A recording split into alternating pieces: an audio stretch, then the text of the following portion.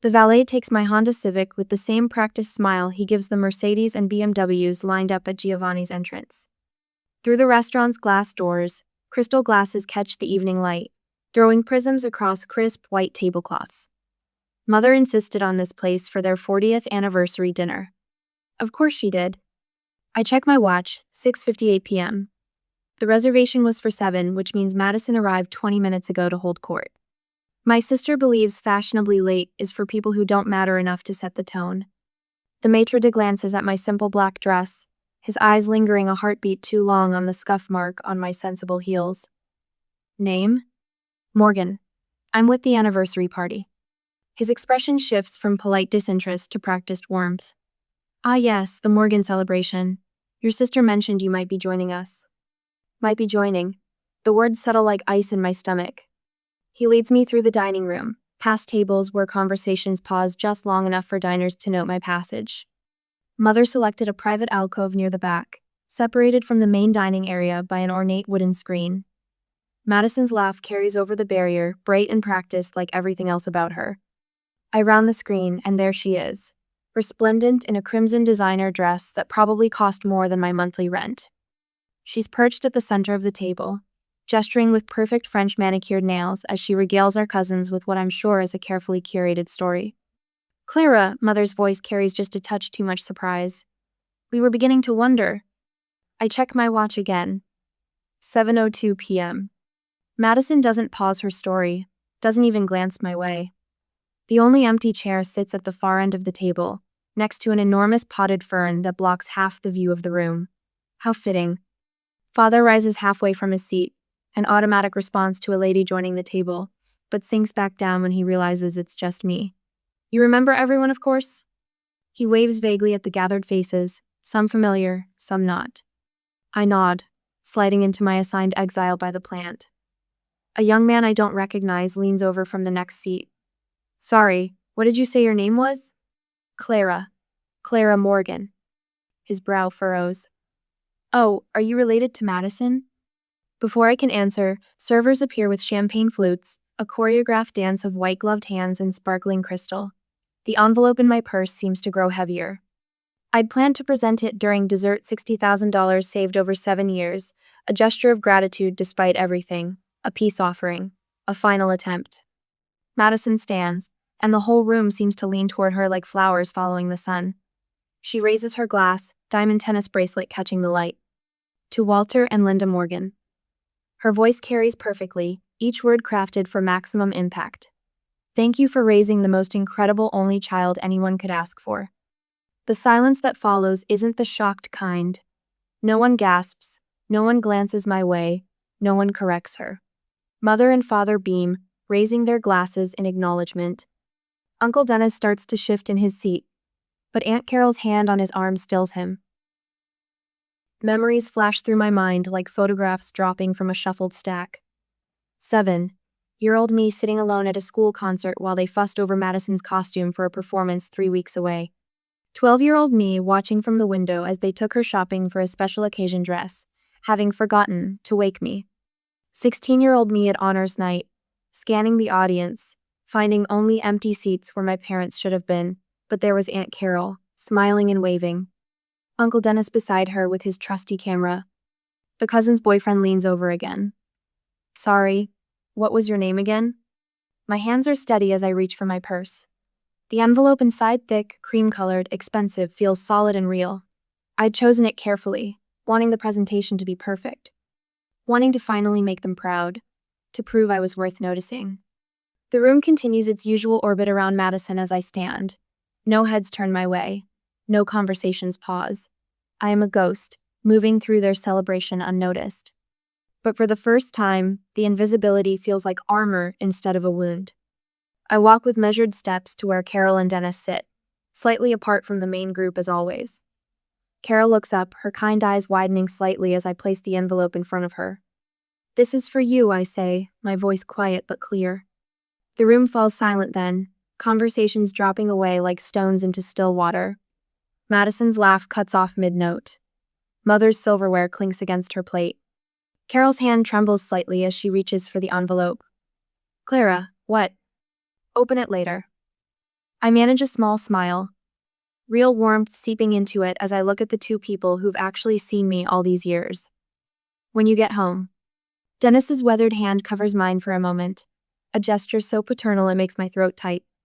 I turn away before anyone can see the moisture in my eyes, walking past Madison's perfect posture and mother's frozen smile and father's carefully blank expression. The matron appears with my coat, summoned by some invisible signal. As he helps me into it, I catch a glimpse of my reflection in the window. I stand straighter than I have in years. Behind me, the shock is finally settling in. Chairs scrape against the floor. Madison's voice rises, sharp with confusion. Mother calls my name, the tone shifting from surprise to command. I step out into the cool Connecticut evening, and for the first time in 35 years, I don't look back. Now in a flashback, the memories overwhelm me. The first box arrived in March, while I was studying for midterms. Mother knocked once, pushed open my bedroom door without waiting for a response. "Clara, we need to store some of Madison's competition trophies. You don't mind if we put them in here, do you?" She didn't wait for an answer, already arranging gleaming gold figures along my bookshelf. The afternoon light caught each engraved plate. Madison Morgan, first place. Madison Morgan, outstanding achievement. Madison Morgan, rising star. My design textbooks migrated to a cardboard box under my bed. "Just temporary," Mother said, but we both knew better. By May, my walls wore Madison's debate team photos. June brought her honor roll certificates. In August, Mother installed a desk for when Madison needs a quiet place to study. The fact that I lived and studied in this room seemed irrelevant. When I announced my acceptance to Rhode Island School of Design, Mother was refolding Madison's laundry. "That's nice, dear." She smoothed invisible wrinkles from a cashmere sweater. "Did you hear Madison got promoted? Junior VP of Communications at 25, the youngest in company history." The Morgan family photo wall told our story in careful chronological order.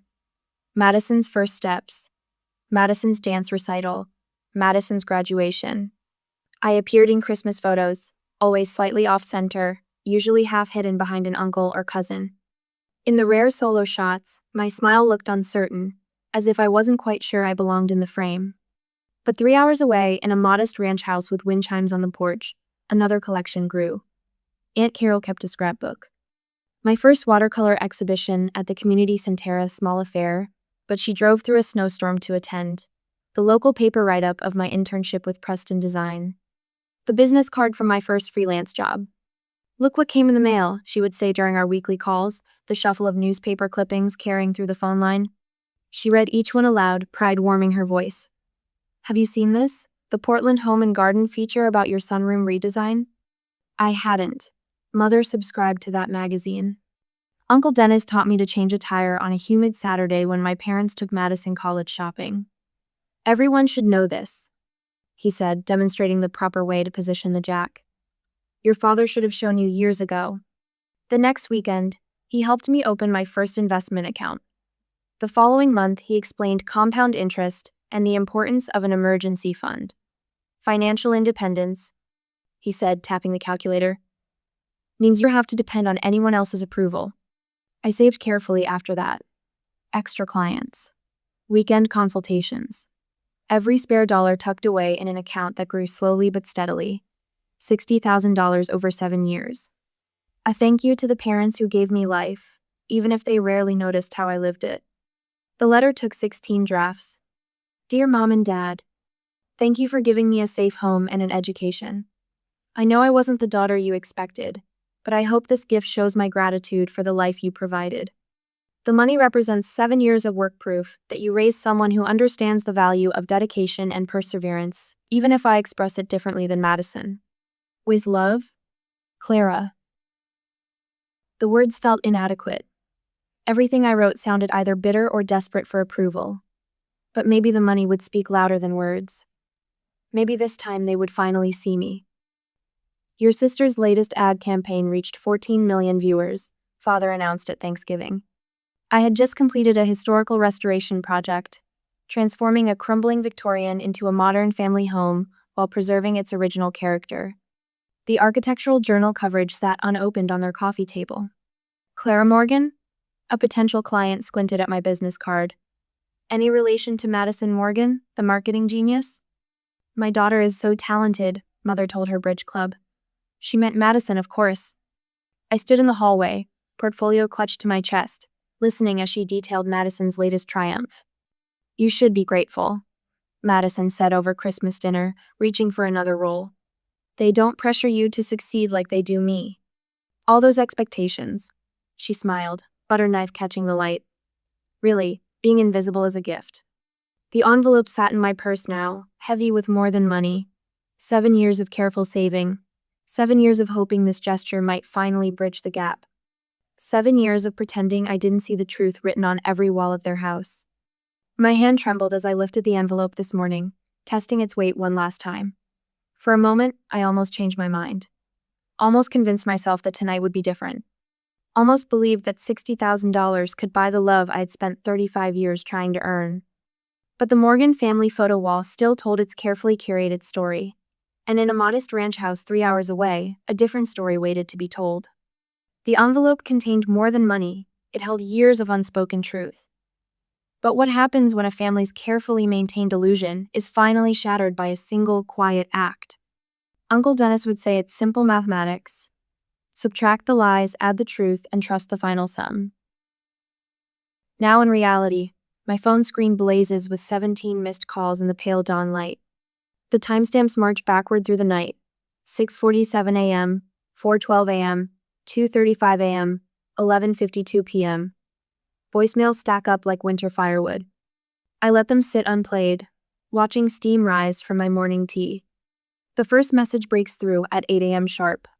Father's voice carries that special chill reserved for business enemies and disappointing children. You've embarrassed this family. 4 words, then silence. No goodbye. Mother takes longer to deliver her strike. Her message stretches past the 3-minute mark, words tumbling over each other in practiced distress. How could you hurt us this way, after everything we've sacrificed? The familiar guilt rises in my throat, but something else rises with Ida's strange, wild lightness. Madison waits until noon. The text arrives with surgical precision. A screenshot from 3 years ago, words I'd written to Carol during a moment of raw honesty about feeling overwhelmed. Sometimes I want to scream until they see me, until they remember I exist. Madison's message follows. Clearly you've been unstable for a while. We're all very concerned. I block her number. Then my parents. The silence fills my apartment like sunlight after a storm. Carol calls at 2 p.m. Her voice trembles. We haven't opened it yet. You can. The words come easily now. Clara, honey. A rustling sound, then Dennis in the background. More rustling, a sharp intake of breath. This is $60,000. Yes. We didn't do anything to deserve this. My fingers trace the rim of my empty teacup. You loved me, that was enough. Silence stretches between us, warm and honest. Then Carol's voice changes. Madison sent me something. A text you wrote. I remember. My hand still's on the cup. I meant every word. I was drowning in silence, and you were the only ones who heard me. A sound between a laugh and a sob. We always heard you, sweetheart. That night, I sleep without dreaming for the first time in years. The morning brings clarity sharp as winter sunshine. I sit at my desk, fingers hovering over the keyboard. The letter forms itself. Dear Mother and Father, I release you from any obligation to explain or defend my existence. I release myself from the burden of proving I deserve space in this world. Please do not contact me again. I wish you peace, but I am done pretending. Clara. The send button clicks with finality. I stand, walk to my living room wall where family photos hang in careful formation. Mother's face smiles from behind glass, Madison radiant beside her. My own face appears in corners, half-cropped from special moments. The frames come down one by one. My phone rings. A client whose Victorian renovation I've spent 6 months on, transforming dated rooms into living spaces. Her voice carries wonder. Clara, I just walked through the house for the first time since you finished. It finally feels like home. Home. The word echoes as I wrap the family photos in the newspaper. They'll go to the attic, a history preserved but no longer defining my present. The next morning brings an invitation to Cousin Sarah's baby shower. My fingers find the decline button without hesitation. No excuse, no apology. Just, I won't be able to attend. Best wishes for the new arrival. The weight lifts from my shoulders so suddenly I gasp. Years of carefully crafted explanations, of making myself small enough to fit family expectations gone in 2 sentences. A text from cousin James appears. Heard some weird happened at the dinner. You okay? I stare at those 3 words. You okay? The automatic response forms. I'm fine. Delete. Everything's great. Delete. No, I'm not okay. But I will be. Send. The truth sits strange and wonderful on my tongue. I carry it into my next client meeting. The young couple wants to renovate their first home. The wife speaks hesitantly about colors, glancing at her husband for approval. I recognize the familiar dance of making oneself smaller. Tell me about your perfect space, I say, not what you think you should want. What makes your heart feel at home? Her eyes light up. For the next hour, she paints pictures with words-rich jewel tones, warm woods, spaces that wrap around you like a hug. Her husband watches her with growing wonder. I sketch as she speaks, letting her vision flow through my pencil. When I turn the paper toward them, she covers her mouth. That's exactly what I see in my head. How did you know? Because you told me. When we stop apologizing for our truth, beautiful things happen.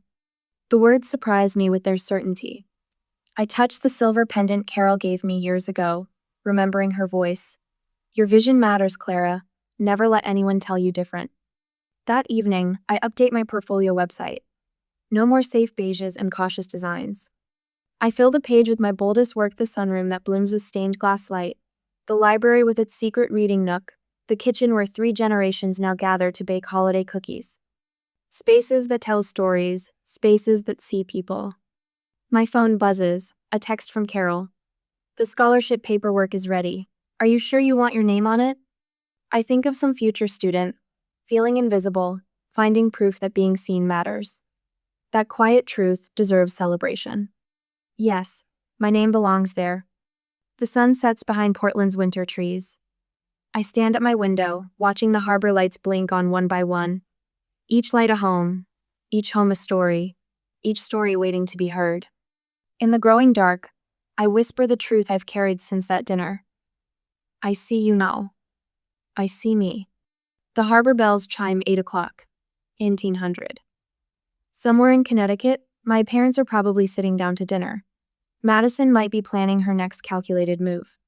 But here, in this space I've created, their voices can't reach me anymore. I pick up my sketchbook, open to a fresh page. Tonight, I'll design something just for me. Something that speaks in my voice, without translation or apology. The pencil moves across paper, creating rooms filled with light. 2 weeks later, Uncle Dennis spots their car first. Linda and Walter, he says through the kitchen window, his weathered hands pausing over the tomato plants he's pruning.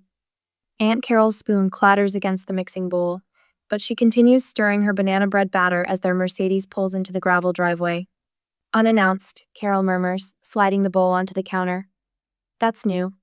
They watch through the window as Linda emerges from the passenger side, wearing a St. John knit suit despite the casual Sunday afternoon. Walter follows, gripping a leather portfolio like a shield. Carol wipes her hands on her apron, leaving a dusting of flour that matches her silver hair. Ready? Dennis nods, moving to stand beside her. The doorbell chimes. Linda's smile is brittle when Carol opens the door. We need to discuss Clara's episode. Please, come in. Carol's voice carries the same gentle tone she uses for spooked horses at the rescue farm where she volunteers. Walter settles into their worn plaid armchair, his posture rigid against the comfortable cushions. Linda perches on the edge of the sofa, brushing invisible lint from her sleeve. The money needs to be returned, Walter announces without preamble. For the sake of family harmony. Dennis folds his arms across his chest. The gesture makes his John Deere t-shirt stretch across shoulders still strong from decades of real work. We don't take from family.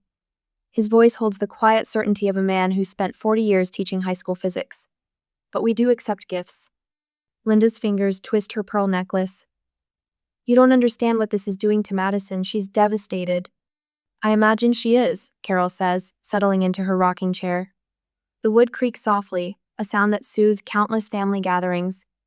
Truth often has that effect, Walter slaps the portfolio onto their coffee table, sending Carol's latest issue of Better Homes and Gardens sliding onto the floor. We've prepared documentation. Clara's behavior has been concerning. Has it? Dennis retrieves the magazine, smoothing its pages with careful hands. From where we sit, she's never been clearer. The lawyer's letter arrives 3 days later, heavy cream paper carrying veiled suggestions about Clara's mental state when making the gift. Carol reads it twice, then files it carefully in the folder where she's kept every card and program from Clara's events over the years. Madison's campaign starts subtly. A Facebook post about supporting loved ones through difficult times. A carefully curated photo of her comforting their mother.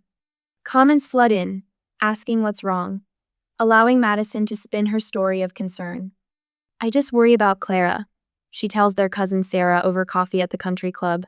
Her voice carries just enough for the next table to hear. She's always been sensitive. Remember when she missed my high school graduation? Mother tried so hard to help, but you know how Clara gets.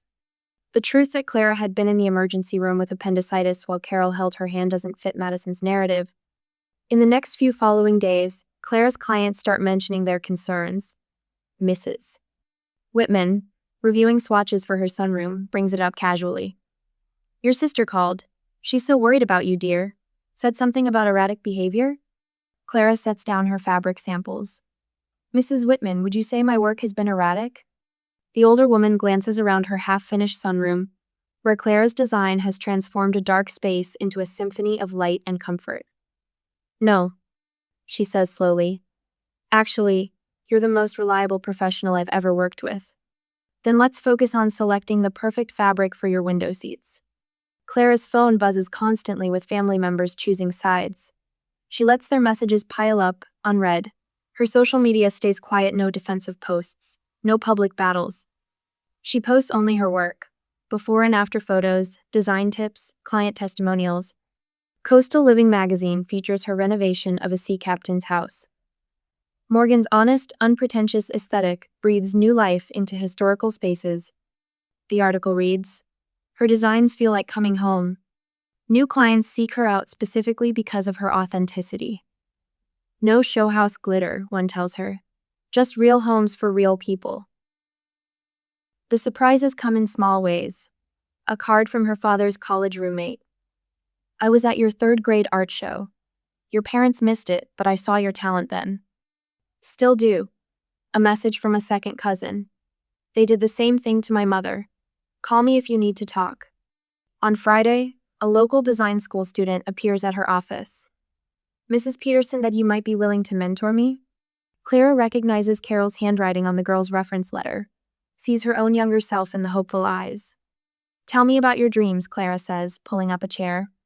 The scholarship announcement appears in the local paper on Tuesday next week.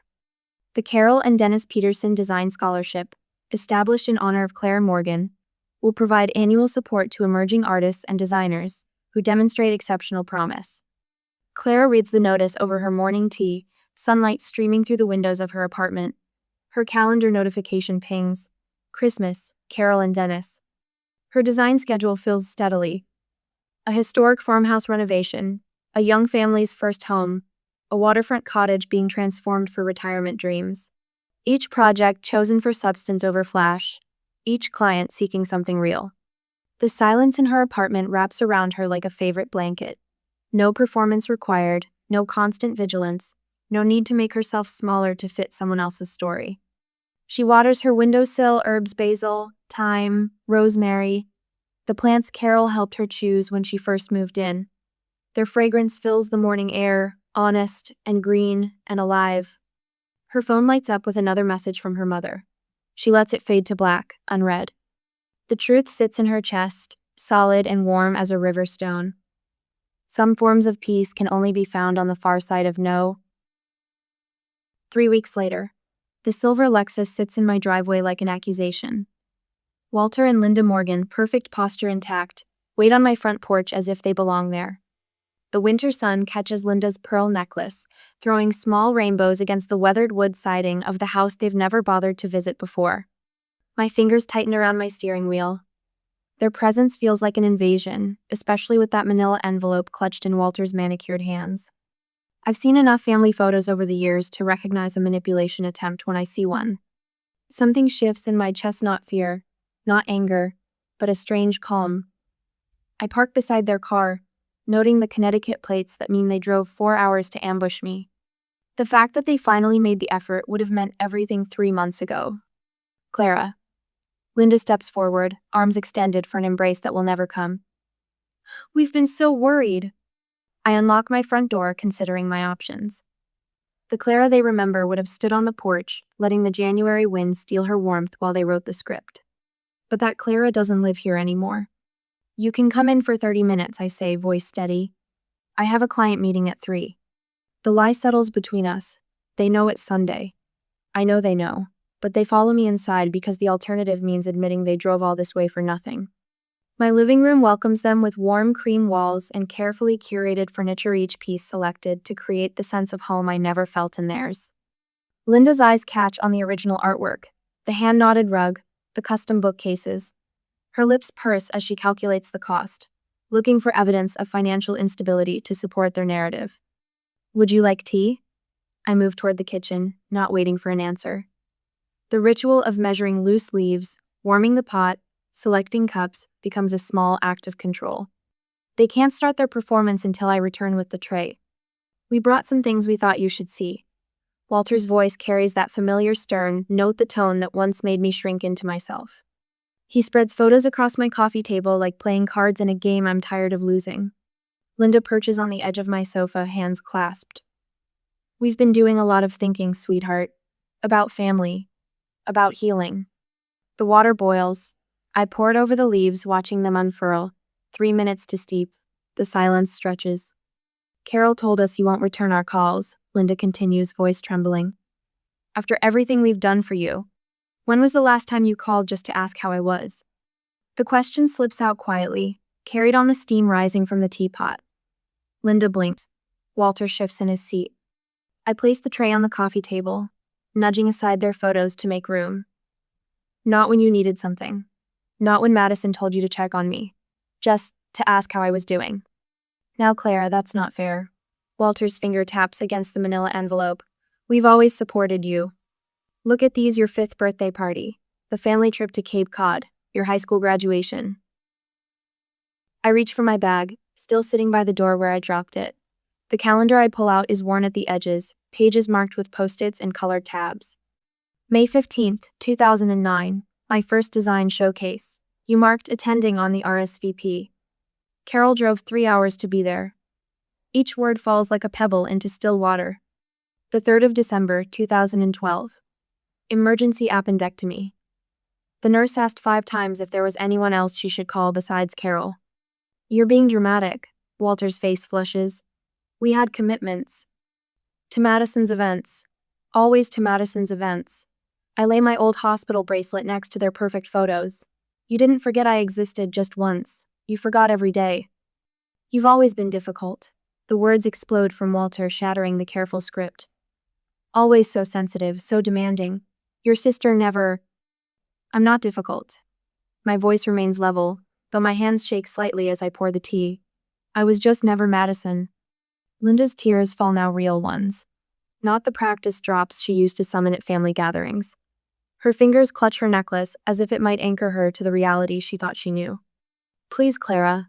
Her voice cracks. We can fix this. We can all get counseling, learn to communicate better. Madison says... Madison isn't here. I stand, crossing to the door. I wish you well, but this is my home and I'm asking you to leave. You ungrateful. Walter starts to rise, but Linda's hand on his arm stops him. The silence fills my living room like morning fog, heavy with things we'll never say. Linda gathers their photos with trembling fingers. Walter's hands clench and unclench around the manila envelope he never opened. They walk to their car beneath the winter sun that paints long shadows across my driveway. The same sun that rose this morning over a daughter they thought they could still control, and sets now on a woman they never really knew. I close my door on the sound of their engine starting. My tea has grown cold, but I drink it anyway, tasting truth instead of bitterness. The frames on my walls hold different memories now. Carol and Dennis at my first Maine Christmas, friends who became family gathered in my garden, spaces I've designed that tell stories of being seen. Above my desk, a small sign reads, "Home is where your story begins." Mine begins here, in the quiet after the storm, where peace tastes like cold tea and victory feels like finally exhaling. A month later, the scent of cinnamon and pine needles wraps around me as I step into Carol and Dennis's home. Handmade ornaments from the 1970s dangle from a slightly crooked Christmas tree construction paper, angels with cotton ball beards, plastic bread tags spray-painted gold, wooden clothespins transformed into nutcrackers. No color-coordinated theme, no professional decorator's touch, just 40 years of collected memories, each one hung with love. "Clara!" Carol's laugh bubbles from the kitchen, accompanied by the clatter of cookie sheets and the warm aroma of ginger.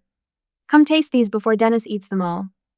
Dennis appears in the doorway, cookie crumbs dusting his flannel shirt. "I'm quality control," he announces with mock solemnity. His eyes crinkle at the corners as he pulls me into a hug that smells of wood smoke and wintergreen lifesavers. The kitchen counter overflows with mismatched plates of snickerdoodles and thumbprint cookies. A radio plays Bing Crosby, the sound scratchy and perfect. Carol hasn't bothered with makeup, her silver hair escaping its clip as she rolls out another batch of dough. "Your portfolio's on the coffee table," Dennis says, settling into his worn leather armchair. "That young couple from church stopped by yesterday. Their daughter's graduating design school in May." His voice carries quiet pride. "Wanted to show her what real talent looks like." My throat tightens. I remember being that student full of dreams and doubts, wondering if I'd ever be good enough. But unlike my story, this young woman has people who believe in her. Carol wipes flour from her hands and joins us, perching on the sofa arm. "We've been meaning to tell you something, Clara." She exchanges a glance with Dennis. "About the money." My stomach clenches, old instincts flaring. But Carol's next words dissolve the tension. "We used part of it to start a scholarship," she says softly, "for young designers who need a little help getting started." Her hand finds mine. "We thought you'd want us to pass it forward." The room blurs. Dennis clears his throat. "The Clara Morgan Design Scholarship," he says. "Unless, if that's difficult, we don't have to use your name." I squeeze Carol's fingers, remembering all the times they showed up when no one else did. All the small kindnesses that added up to love. "I want my name on it," I whisper. "I'm not hiding anymore." Later that evening, my phone buzzes with a text from Sarah, one of my newest clients. Her design consultation reminds me so much of myself. At 23, talented but unsure, permission slips still stuck in her vocabulary. "Would it be okay if..." I was thinking maybe. "If it's not too much trouble." I text back, "Your instincts are solid. Trust them." 3 dots appear, disappear, appear again. Finally, "Thank you for seeing me." The words hit like a physical touch. I glance around my apartment, no longer the sparse, careful space it once was. Photos crowd the walls. Carol and Dennis at my first gallery showing. My friend Marcus and his husband at their housewarming, surrounded by the built-ins I designed. Sarah's preliminary sketches tacked next to paint swatches and fabric samples. The phone rings. Cousin Rachel, who chose to maintain contact despite the family's unofficial embargo. "Just checking in," she says. No pressure, no agenda, just connection. Carol's question from dinner echoes in my mind. "Do you regret it?" I sink into my favorite reading chair, the one I reupholstered myself in soft velvet the color of sea glass. Outside, snow falls in lazy spirals, each flake visible in the glow of my porch light. Tomorrow I'll meet Sarah for coffee, then stop by the local design college to mentor their winter graduates. Next week, Carol and Dennis are helping me host a New Year's open house, and nothing fancy, just good food and better company. "Not at all," I answered Carol. "I didn't walk away from my family, I walked toward one." The truth of those words settles into my bones like warmth. Some might see empty chairs around my holiday table, hear silence where blood relations should speak. But I see the spaces filled with chosen family, hear laughter unmarred by comparison or competition. I see myself, finally visible, moving through my own life with quiet confidence. The snow continues falling, each flake finding its perfect place in the gathering dusk. Like me, they don't need permission to belong exactly where they land. I sit alone at a table near the back of the Oakmont Country Club, acutely aware of how my simple navy dress stands out among the designer labels, and custom tailoring around me. Champagne flows freely as waiters in crisp white jackets weave through the crowd, their trays balanced effortlessly above the celebrating guests. This is David's big day, his graduation from business school with honors. My parents have spared no expense. Mom catches my eye across the room, her smile faltering for just a moment before she turns back to her friends. I adjust the collar of my dress, feeling the fabric catch on my calloused fingers, a stark contrast to the manicured hands raising crystal flutes throughout the room. The ice in my water glass clinks as I take a sip. I don't dare touch the champagne. Last time I had a glass at a family function, Dad commented that I couldn't even hold my liquor properly. So water it is. Dad steps to the center of the room, tapping his knife against his glass. The sharp ping cuts through conversation, and silence falls like a heavy curtain. This is the moment everyone's been waiting for: Richard Bennett's speech for his son, the golden child, the heir apparent to everything my father values. Ladies and gentlemen, esteemed colleagues, and dear friends, Dad begins, his voice carrying that practiced resonance he uses in boardrooms to celebrate excellence. My stomach tightens. I've heard variations of this speech my entire life. Today we celebrate my son, David Richard Bennett, to our only true pride and joy. The words slam into me like a physical blow. I glance around to see if anyone notices, but all eyes are fixed on my father, nodding and smiling. This isn't new, I tell myself. This shouldn't hurt anymore. Dad continues, warming to his theme. You know, sometimes I think we should have stopped at one child. He delivers this with a wink, and laughter erupts around me. Actual roars of laughter. Mrs. Harrington at the next table wipes tears from her eyes. She's laughing so hard. I sit frozen, my smile a mask glued to my face. 23 years of practice makes it almost believable. I reach for my purse under the table, fingers brushing against the envelope inside my own achievement letter, tucked away where no one will notice or care. And now, Dad announces, gesturing grandly toward the large doors leading to the terrace. A small token of our pride in you, son. The doors swing open, and there it sits, a brand new German sports car, gleaming silver under the afternoon sun, an absurdly large red bow perched on its roof. Gasps and applause fill the room as David's face lights up with boyish glee. $70,000 of boyish glee. I'm suddenly 8 years old again, watching my parents cheer as David kicks his first soccer goal, while my perfect spelling test sits unacknowledged in my backpack. I'm 12, sitting alone with a store-bought cake on my birthday because everyone is at David's regional basketball tournament. I'm 16, and my birthday has been forgotten in the chaos of planning David's elaborate, carnival-themed celebration the following week. I'm 18, sitting in our kitchen as Dad explains that there simply isn't money for my college fund not after investing so much in David's future. He's going to need it more than you, sweetheart. You're smart, you'll figure something out. I quietly excuse myself from the table as David begins his speech, thanking our parents for their unwavering support. No one notices me slip toward the exit except for Aunt Martha. Her weathered hand catches mine as I pass. I see you, dear, she whispers, her eyes holding mine with unexpected fierceness. I always have. I squeeze her hand in silent gratitude before continuing toward the door. Outside, the evening air cools my flushed face. I walk alone across the parking lot, my sensible shoes crunching on the gravel. The sounds of celebration drift through the open window, slaughter, clinking glasses. My mother's delighted squeal as David must be doing something charming. I stop in my Cara 10-year-old sedan I bought with my own money and catch my reflection in the window. My eyes are dry, my posture straight. But something else is there too. Something I haven't allowed myself to feel before.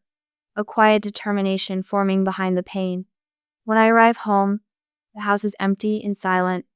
I head upstairs, but stop when I hear voices through the open window, Mom and Dad in the garden below. We should convert Jocelyn's room into a home office for David, Dad says. He'll need somewhere professional to work when he brings clients home. Perfect timing since she's rarely here anyway, Mom agrees, and it has the better view. I stand motionless in the hallway, the familiar weight of invisibility pressing down on me. But tonight, it doesn't bend my shoulders as it usually does. Tonight, it hardens something in my core. I move to my room and pull out my suitcase from under the bed. My hands no longer tremble as I begin to pack my most essential belongings. The acceptance letter from my Percy full scholarship to a university 3 states away goes last into my bag. A copy of the letter I place deliberately on the kitchen counter, where they'll find it after the celebration ends. After I'm gone, what would you do if your own family treated you as nothing more than an afterthought? Would you stay and endure, or find the courage to walk away? My decision will change everything, but not in the way anyone expected. The trunk of my car is half filled when headlights sweep across the driveway. Mom's silver Mercedes pulls in, followed by Dad's BMW. The graduation celebration must have finally wound down. I straighten my spine as car doors slam in unison. What drama is this now? Mom's voice cuts through the evening air as she approaches, her heels clicking on the concrete. She doesn't look at my packed belongings, just flicks her gaze over me with practiced dismissal. Dad doesn't even pretend interest. For God's sake, Jocelyn, can you go one day without making everything about you? This is David's special day. I continue loading a box of books into my trunk. I'm not making anything about me. I'm simply leaving. Leaving? Mom echoes as if I've spoken in a foreign language.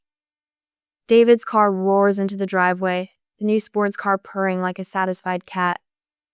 He steps out with exaggerated concern etched on his face. What's wrong, little sis? Jealous again? His smile doesn't reach his eyes. Something inside me shifts. Years of silence crack like ice in spring. No, David. Not jealous, just done. Done with what? Dad demands, impatience radiating from him in waves. Everything. My voice remains steady as I close the trunk. The forgotten birthdays, the ignored achievements, the broken promises. Mom waves her hand dismissively. You've always been so sensitive. David simply needed more attention.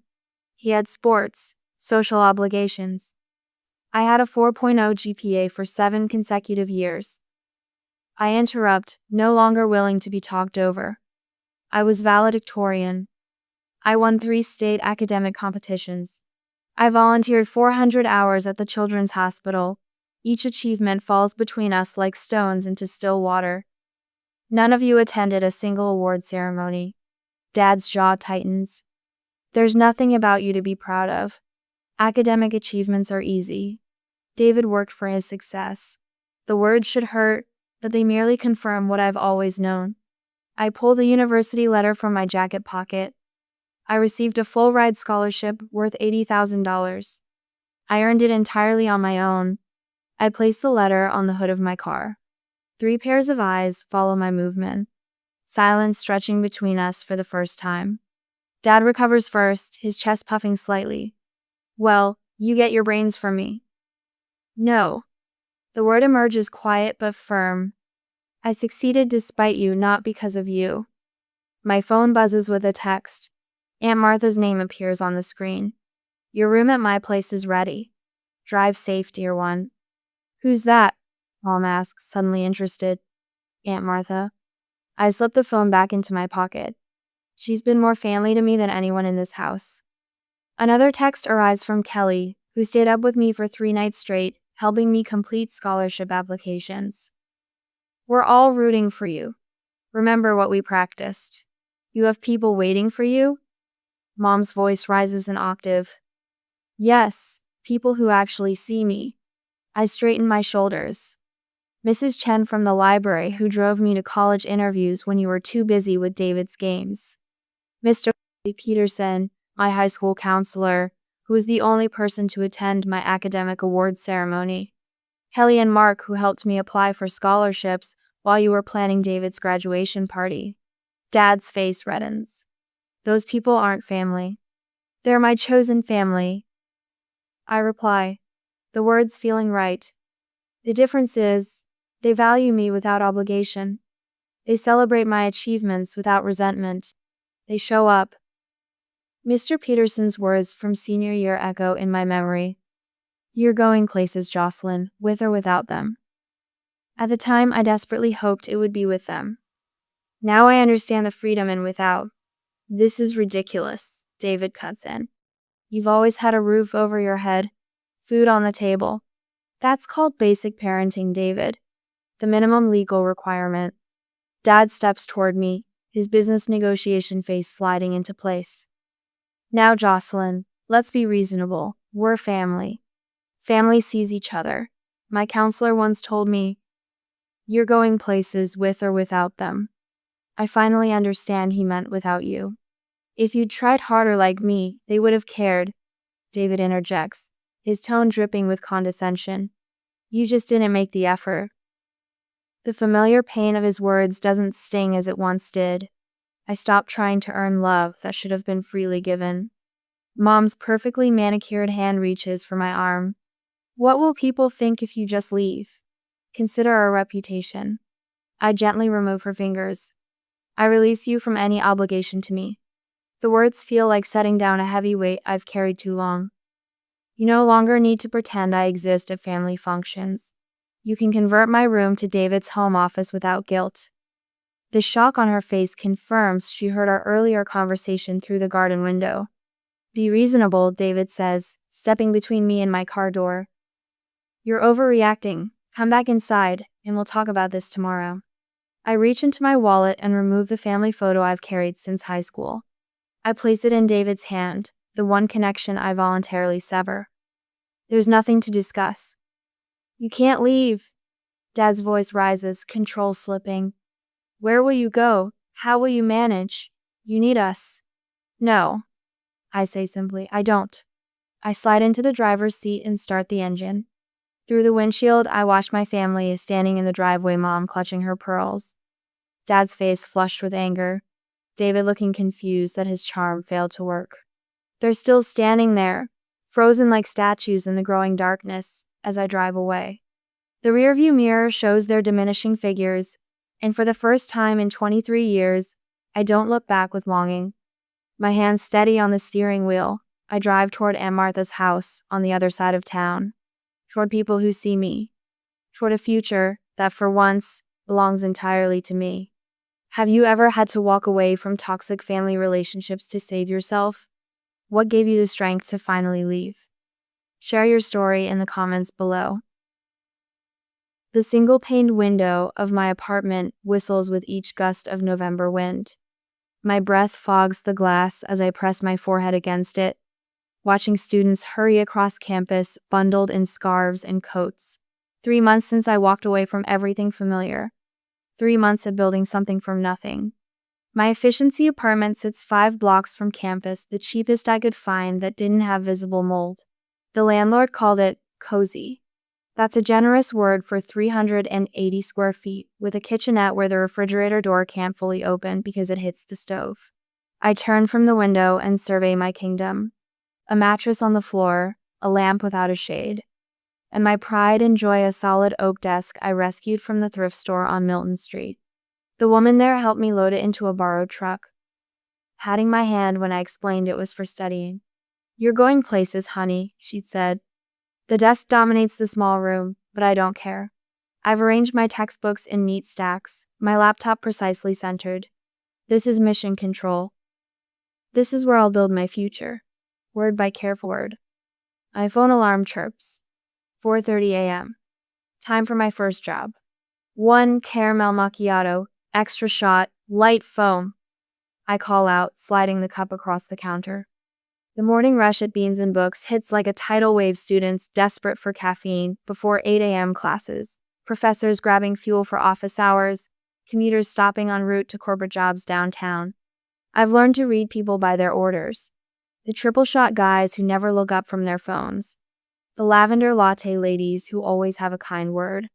My fingers cramp from 8 hours of steaming milk and pulling espresso shots. But every tip that lands in the jar is one more textbook I can afford. One more utility bill covered. One more piece of evidence that I don't need my parents' money. My afternoon shift at the university library starts in 30 minutes. Just enough time to change my coffee-splattered shirt in the employee bathroom and grab a protein bar from my backpack. The library's quiet hum wraps around me like a blanket as I shelve returns. Between reshelving books and helping lost freshmen navigate the card catalog system, I sneak moments to study my own materials, highlighting passages one-handed while checking student IDs with the other. Saturday and Sunday mornings, I tutor struggling students in psychology 101 and statistics, 3 jobs, 7 days a week. This is what independence costs. When my first entirely self-earned paycheck arrived, I sat cross-legged on my mattress and cried, tracing my name on the envelope. Not a handout, not an allowance with strings attached. Mine. Thanksgiving arrives like a thief, stealing the students from campus and leaving empty corridors and silent dining halls. I haven't heard a word from my parents. Not that I expected to. I heat a microwave turkey dinner on the plastic plate that came with it. The cranberry sauce bleeds into the stuffing, creating an unappetizing pink smear. Steam fogs my one window as rain patters against the glass. I eat standing up, watching droplets race down the window pane, betting on which one will reach the bottom first. When I finish, I wash the plastic fork carefully. It's one of 3 I own. The silence of the apartment presses in. I turn on my laptop, opening a document to work on my research paper. Words blur before my eyes. For one weak moment, I imagine the scene at home, the formal dining room table extended to its full length, Mom's good china gleaming under the chandelier light, Dad carving the turkey with surgical precision, while David tells some amusing anecdote from work. They've probably placed my chair in storage. I close the laptop and curl under my blanket, fully clothed, counting breaths until sleep comes. The Christmas card arrives the week before finals, addressed to occupant, with my apartment number scrawled as an afterthought. Inside, a family photo. Mom, Dad, and David standing before the fireplace, color coordinated in red and green. No empty space where I should be. No acknowledgement of absence. I pin it to my corkboard as a reminder. That night, walking across the campus quad, I pass a father hugging his daughter goodbye after visiting for the weekend. Her face glows with the uncomplicated happiness of someone who has never questioned her place in her family's heart. I make it back to my apartment before the sobs come, great heaving waves that bend me double. I press my fist against my mouth to hold them in. These walls are thin, and my neighbors don't need to hear my breakdown. Later that night, my thumb hovers over my parents' number in my phone. One call, one moment of weakness. I imagine Mom's voice distracted, always slightly impatient. Dad's perfunctory greeting, waiting for me to explain why I'm bothering him. I delete their number and toss the phone onto my mattress. Miss Bennett, do you have a moment after class? Professor Whitaker peers at me over her reading glasses. She's formidable steel gray hair, pulled into a tight bun, posture like she's balancing a book on her head. Her developmental psychology course is the most challenging of my freshman year, and her approval is as rare as winter sunshine. Your research proposal shows unusual insight, she says once the classroom empties. Your analysis of attachment theory as it relates to adult-sibling relationships is graduate-level work. I stand straighter, warmth spreading through my chest. I'd like you to consider expanding it for the department symposium in spring. She continues. With my guidance, of course. I have a research assistant position opening next semester. Paid. A 4th job. A mentor. Recognition for my work, not my family name. I would be honored, I manage to say. My hands tremble as I stand at the podium. The symposium audience, faculty, graduate students, visiting scholars watches expectantly. 3 rows back, Professor Whitaker gives me an encouraging nod. The impact of early attachment disruption on adult achievement patterns. I begin, my voice steadier than I feel.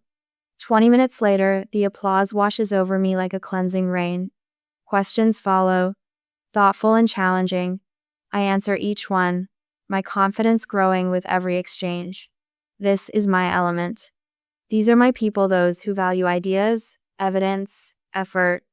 Walking back to my apartment that evening, I realize something profound has shifted. For the first time since leaving home, I feel fully present in my own life, not defined by what or who is missing. Aunt Martha's care packages arrive every Wednesday. Homemade cookies wrapped in wax paper. tea bags from her favorite specialty shop, small practical gifts, a thermal mug, warm socks, a gift card for the campus bookstore. Each one contains a handwritten letter that never asks when I'll reconcile with my parents, but tells me she's proud of me. My study group meets Tuesdays and Thursdays in the library. Zoe, whose laugh carries across quiet study spaces. Miguel, who brings homemade empanadas his abuela sends. Taisha, whose incisive questions cut through academic jargon like a knife. We started as classmates. We've become something more. You're coming for Easter and I won't hear otherwise, Mrs. Abernathy announces one Sunday, setting a second helping of pot roast on my plate. My elderly neighbor invited me for dinner after helping her carry groceries up 3 flights of stairs. Now it's our weekly tradition. Her apartment smells of potpourri and baking bread, her walls lined with photos of grandchildren who rarely visit. You remind me of myself at your age, she tells me often. Backbone of steel. The letter arrives on a bright spring day. Dear Miss Bennett, it reads, we are pleased to inform you that you have been selected as this year's recipient of the Anderson Fellowship for Exceptional Audit Research. Professor Whitaker finds me in the lab, clutching the letter, unable to speak. I nominated you, she says simply. Your work deserves recognition. You're going to change lives with Jocelyn. The university paper runs a small article. Rising academic star earns prestigious fellowship. There's a photo of me accepting the certificate, Professor Whitaker beaming beside me. I mail a copy to Aunt Martha. Speech! Speech! Miguel calls out, raising his plastic cup of sparkling cider. My study group has transformed my sparse apartment with streamers and a hand-painted banner. Congrats, magna cum laude. Taisha has baked a chocolate cake, decorated with what appears to be chemical formulas in icing. Zoe presents me with a gift wrapped in Sunday Comics, a leather-bound journal, embossed with my initials. For your brilliant thoughts, she explains. Mrs. Abernathy dabs her eyes with a handkerchief. I told you, backbone of steel. I look around at these people who became my chosen family, at the apartment that became home, at the life I built from nothing but determination and grace. What would you sacrifice to build a life of dignity and purpose? I gave up my family ties but gained something far more valuable. Was it worth it? Standing here, surrounded by genuine celebration, the answer seems obvious. The next chapter waits, with unexpected twists that will test everything I've built. But tonight, I savor this moment of triumph, earned entirely on my own terms. I straighten the row of framed certificates on my office wall, adjusting the doctoral diploma until it sits perfectly level. 5 years of building something from nothing, degrees, awards, published papers all displayed in simple black frames that stand in stark contrast to the rich mahogany of my office walls. Outside my window, autumn paints the university quad in brilliant reds and golds. Students meander between classes, their laughter drifting upward. I'm scheduled to meet with a promising graduate student in 15 minutes to discuss her research proposal. Dr. Bennett? My assistant Sarah peeks her head in. Your 3 o'clock canceled. Said she'd email to reschedule. Thanks. I smile, grateful for the unexpected break. I'll use the time to finish reviewing those grant applications. Sarah hesitates. Also, your mother called. Again. 3rd time this week. My hand freezes over the stack of papers. 3 years of silence, and suddenly, my phone won't stop ringing. Did she leave another message? Sarah nods, her expression carefully neutral. She said it's urgent. Your father apparently called too, but that was while I was at lunch. I thank her and wait until the door clicks shut before reaching for my phone. 4 missed calls, 2 voicemails. With reluctant fingers, I tap to play the first message. Jocelyn. It's Mom. Her voice sounds thinner than I remember. Please call us back. It's important. Delete. The second. Jocelyn. My father's voice, stripped of its usual commanding tone. Something about it makes my stomach tighten. We need to talk to you. It's a pause. Just call us. Please. Please? From Richard Bennett? And not a single mention of David. I set the phone down and turned toward the window, watching a leaf spiral downward until it lands on the manicured lawn below. The silence about David speaks volumes. When I check my email later that afternoon, there it is, the third attempt this week, with a subject line in all caps. Family emergency, please respond. I close my laptop without opening it and head to my standing appointment with Dr. Winters, the therapist who has guided me through rebuilding my life. They're persistent, I tell her after explaining the barrage of contact attempts. But they haven't said what it's about, just that it's urgent. Dr. Winters considers this, her silver hair catching the light. What are you thinking about doing? Part of me wants to maintain the silence. They didn't care when I needed them. I inhale slowly. But I keep thinking about what you said about curiosity without obligation. Responding doesn't mean you owe them anything, she reminds me. You can set boundaries. That evening, I draft a measured email. I understand you've been trying to reach me. Before we speak, I need to know what this is regarding. I am willing to schedule a short video call once you provide specific details. This is not a commitment to anything beyond that conversation. I wait 3 hours before hitting send. Enough time to be certain. Their response arrives by morning. David is in trouble. We need your help. Please call us tomorrow at 7 p.m. The scheduled time arrives with military precision. I sit at my home office desk, spine straight, professional blouse buttoned to the collar. Their faces appear on screen, my mother's hair, now completely gray, my father's jowls more pronounced.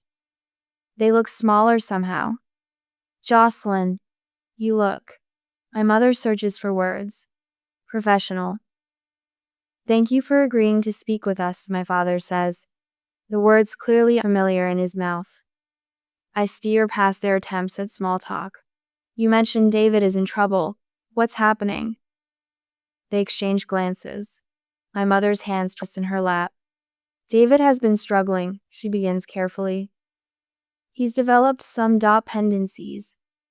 Drugs. My father clarifies bluntly. Started with prescription painkillers after a skiing accident. Progressed to harder stuff. He's lost his job. His fiancée left him last month. I'm sorry to hear that, I say. Meaning it despite everything. Is he in treatment? That's part of why we're calling. My mother leans forward. The neighbors are starting to talk. The Hendersons saw him. Her voice drops to a whisper. Being escorted from the country club, it was humiliating. Of course. Not concerned for David's health, but for their reputation. We need you to come home, my father says, not quite meeting my eyes. You are always the responsible one. You can help fix this. Fix this.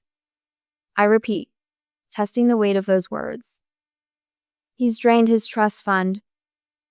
My father continues. We've had to cover his debts. We're not equipped to handle this sort of situation. The irony doesn't escape me. After years of being the family afterthought, suddenly I'm essential. The child they dismissed is now their only hope. You always knew what to do in a crisis, my mother adds, her eyes pleading. You always cleaned up the messes. The responsible one, I echo, the old label settling on my shoulders like a familiar weight I'd long since discarded. Interesting that you remember that part now. My father shifts uncomfortably. Jocelyn, we understand you've been away. But family is family. A laugh nearly escapes me. Family. As if the word alone should erase everything. David needs structure. My mother continues. Discipline. That's always been your strength. I watch them carefully. These people who share my DNA but barely know me. The parents who once couldn't be bothered to attend my honors ceremony now look at me like I'm their salvation. The irony burns in my chest, mingles with an old, familiar ache I thought I'd outgrown. Part of a wounded child who still lives somewhere deep inside wants to savor this moment of vindication. See, I was worth something after all. Another part wants to end the call immediately. Protect the life I've built with such painful care. But there's a third voice too. The psychologist who understands family systems. and the therapist who's worked through her own trauma. That voice whispers about cycles of pain, about David as both perpetrator and victim of our parents' warped priorities. Let me be clear, I say, my professional tone firmly in place while turmoil rages beneath. I have a career, responsibilities, and a life that I've built entirely without your support. I'm not simply going to abandon all that because you've suddenly decided I'm useful. My mother flinches. My father's jaw tightens. That said, I continue, surprising even myself. I'll consider what kind of help I might be able to offer. From a distance, with clear boundaries, the relief on their faces is almost pathetic. They don't understand yet that the daughter they're reaching for no longer exists. The woman I've become isn't desperate for their approval. She doesn't clean up messes to earn love that should have been freely given. I'll need to think about this further. I say finally, my voice steady despite the storm inside. I'll contact you next week with my decision. As I end the call, their anxious faces disappear from my screen. I sit motionless, listening to my own breathing in the quiet room. What they're really asking hangs in the air, unspoken but unmistakable. Come save the son we always chose over you. The tables have turned so completely it's almost dizzying. The golden child has fallen. The afterthought has become essential. And I'm left to decide whether I'm strong enough to help without losing myself in the process. I sit in my office chair, spine straight, fingers hovering over the keyboard. The familiar weight of academic books on the shelves behind me grounds me as I prepare for this call. On my computer screen, the video conference window shows my reflection professional blouse, subtle makeup, hair neatly styled. Nothing like the awkward, invisible girl who fled home 5 years ago. You don't owe them anything, Dr. Winters, my therapist had reminded me yesterday. Remember your boundaries. I take a deep breath and click connect. The screen flickers. And there he is. David's face appears, hollow-cheeked and sallow. His once confident jawline now slack, obscured by patchy stubble.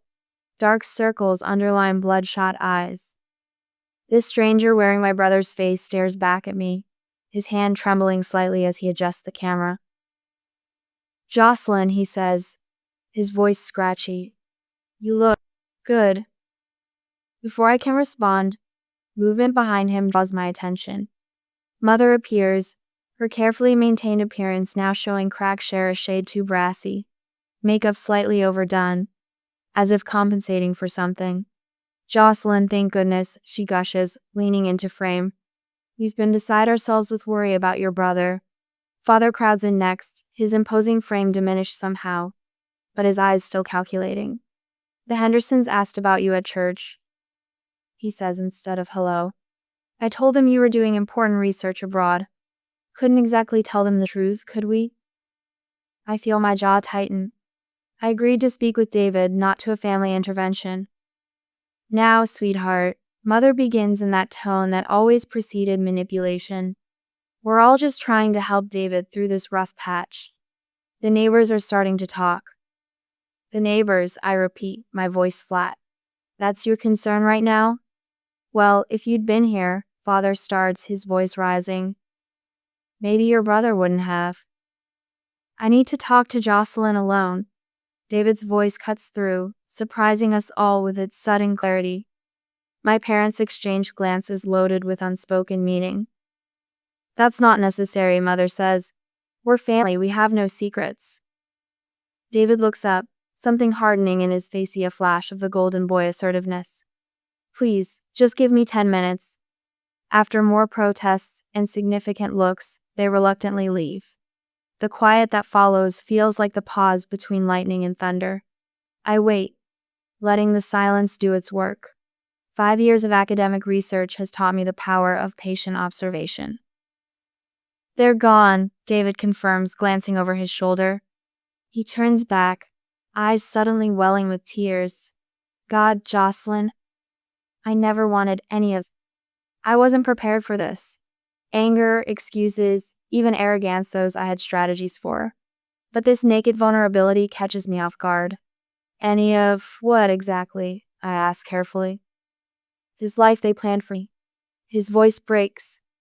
The prestigious career, the country club membership, the perfect wife from the right family. He runs shaking hands through his unwashed hair. I just wanted to make music, remember? Before Dad convinced me it was a hobby, not a future. I do remember. David at 16, composing songs in his room late at night. Before the business school applications father filled out for him.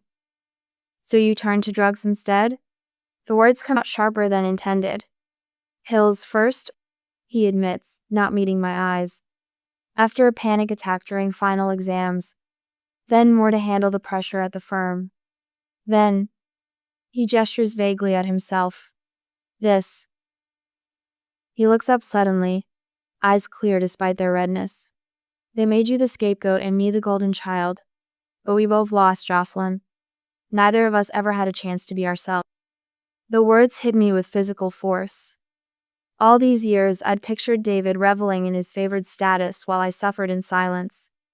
I never considered he might be suffering too, just in a different cage. You never stood up for me, I say, my voice steady despite the storm inside. All those years, David. All those birthdays and achievements. You watched them erase me. I know. He doesn't try to defend himself. I was too weak. Too afraid of losing their approval. By the time I realized what was happening, the pattern was set. He wipes his eyes with his sleeve. I'm sorry, Jocelyn, not that it matters now. But it does matter. Something shifts inside men of forgiveness exactly. The recognition. I see him clearly for perhaps the first time, not as the golden child or the fallen favorite, but as another casualty of our parents' toxic love. We were both victims in different ways, I say softly. Two sides of the same dysfunctional coin. David nods, relief washing over his features. They're talking about sending me to some spa in Arizona, where celebrities go to rest. They're more worried about keeping this quiet than getting me actual help.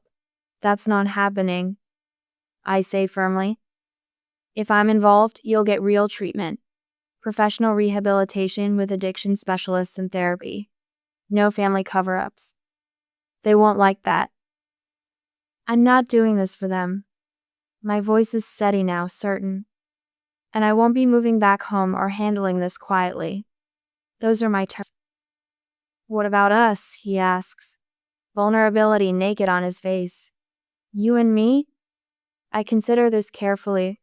The hurt child in me wants to punish him for his complicity. The psychologist in me recognizes the complexity of family dynamics.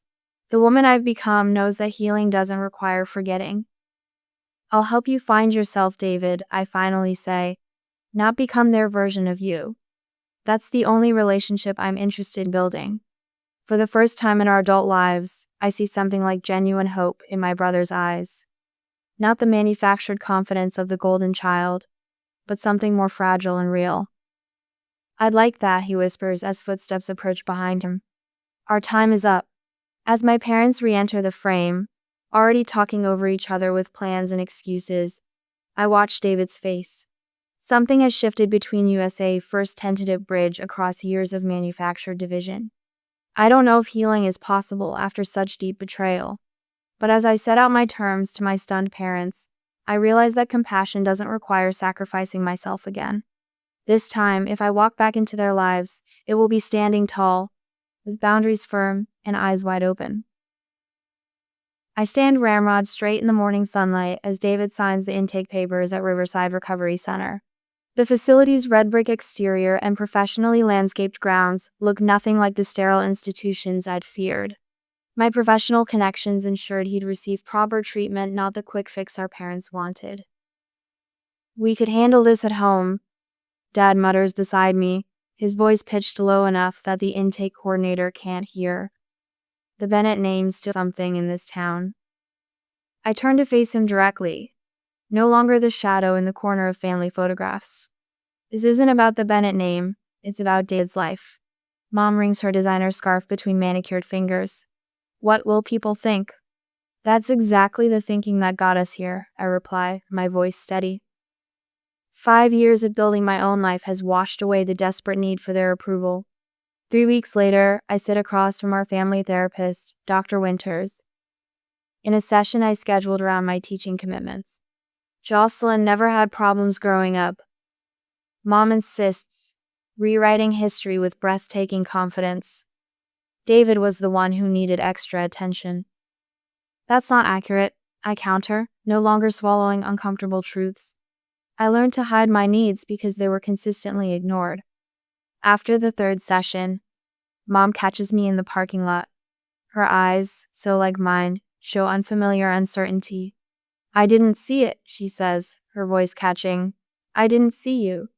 It's not a complete apology, but it's the first genuine acknowledgement I've ever received from her.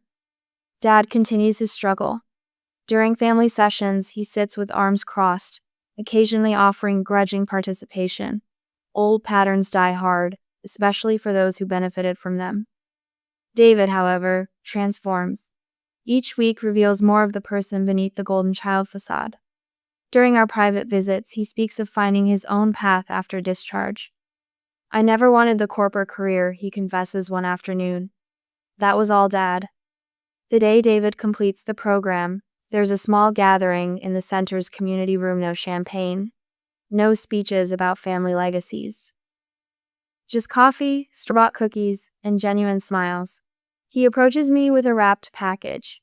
Inside is a framed copy of my first published paper on family trauma and resilience. I read it, he says, unexpected pride in his voice. I understand now. Our parents stand awkwardly nearby, attempting conversation without their usual condescension. 5 years later, David and I sit on a park bench near the university, where I now chair the psychology department. The scholarship fund I established for students from challenging family backgrounds has just accepted its 20th recipient. David, now a certified addiction counselor, checks his watch.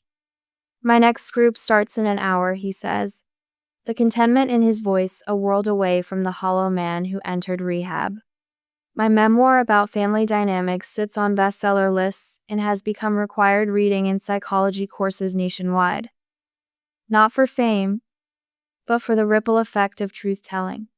A young woman approaches, clutching my book to her chest.